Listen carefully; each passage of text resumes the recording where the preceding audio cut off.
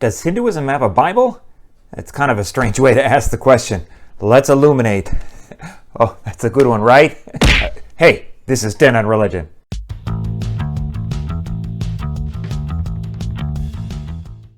Hey peeps, it's Dr. B with 10 on Religion. This video is closed captioned here on YouTube, and the transcript is available at 10onreligion.com.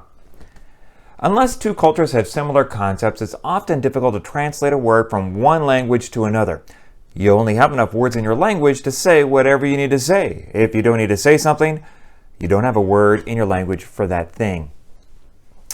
So to ask the question, does Hinduism have a Bible, is a loaded question for two reasons. First, what do we mean by Bible? And second, what do we mean by Hinduism? Bible comes from the Latin for Biblia, or books, and is a combination of the Hebrew and Christian scriptures, later called by the Christians as the Old and New Testaments. Though religious followers of Christianity have used these sets of documents called the Bible for different reasons and purposes throughout the centuries, for most Christians, they are the authoritative set of documents for living a life of faith in the tradition. But the role that the Hindu scriptures play in the life of an adherent is not quite the same as in Christianity. In ancient India, the situation developed quite differently. First, usage of the word Hinduism came about as a result of British colonization and isn't really a word used in India's past before the 1800s. India didn't segregate themselves by religion, but more by language, caste, and family groupings. The origin of the word Hindu is a bit complicated. What is now called the Indus River in modern-day Pakistan was called the Sindhu in the Sanskrit language, the ancient language of India. Sometime just before the height of the ancient Persian Empire during the reign of King Darius I in the 500s BCE, the S in Sindhu changed to an H, making it Hindu and referred to those living on the other side of the river. Around the turn of the millennium, 2,000 years ago, the suffix stan, meaning land from the Persian language, was added, and the area began to be referred to as Hindustan, or the land on the other side of the river. Now, that's just the easy part. I am so confused. The Western classification system of modern world religions developed in the 1800s. For more details on that, see my excellent episode on Confucianism. It's really good. You should check it out. Like, seriously. Bruh. Anywho, the British started collectively referring to the religion of the people of India as Hinduism. That's the old British spelling. They even did a census and included religion as part of it, trying to find out how many people in India were Muslim, Christian, Jain, and Sikh. And those who didn't fit into any of these categories were thrown into this new category called Hinduism. Although the word kind of stuck for outsiders, the people of India used many other ways to self-identify. But what were the religious texts of ancient Indians? Historically, there were largely two main categories called Shruti and Smriti. Shruti were those group of texts which were heard, meaning they were passed down orally for generations and theoretically had no original human author. These were eventually written down and became known as the Vedas. There were four of them, called the Rig Veda, Yajur Veda, Samaveda, and Atharva Veda.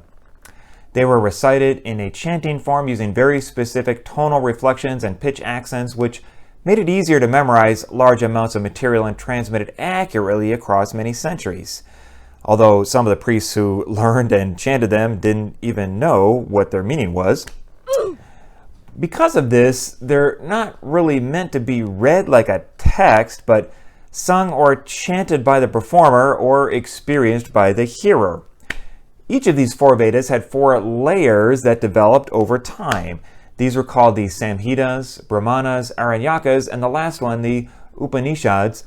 Most of the Vedas are hymns and stories of ancient deities along with religious practices and ceremonies. The last section of the four Vedas, the Upanishads, became the basis for much of the religious teachings of modern Indians today. This became known as Vedanta philosophy because the word Vedanta means the end of the Vedas.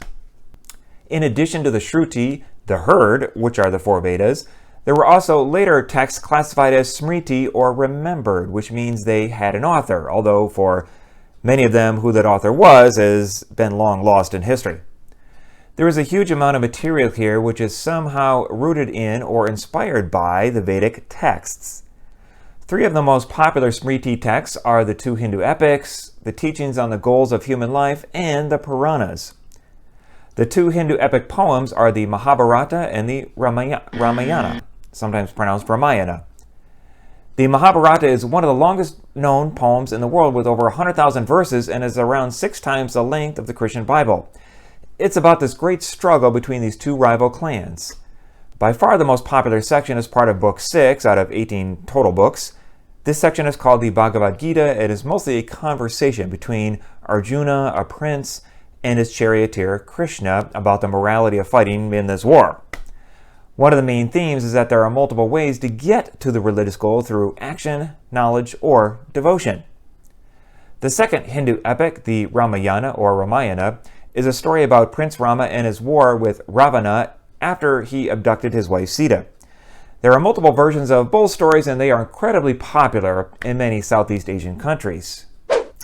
A second part of the Smriti are the teaching on the goals of human life, namely Dharma, or duties, Artha, or career, Kama, pleasure, and Moksha, liberation.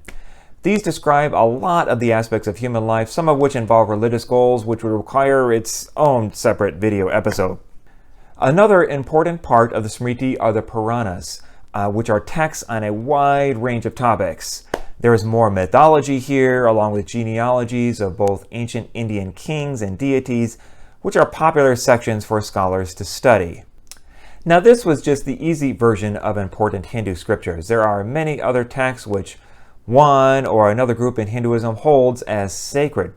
It's a little confusing for an outsider because what is labeled today with the term Hinduism is actually a multitude of indigenous traditions in the Indian subcontinent that developed over millennia.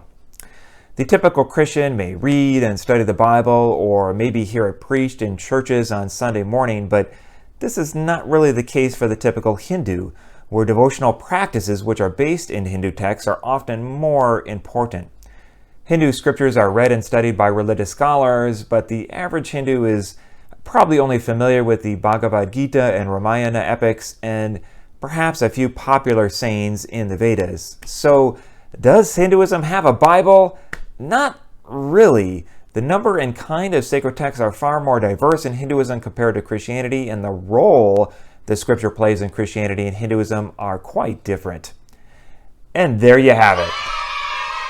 I hope this vlog has helped you better understand this topic. Until next time, stay curious.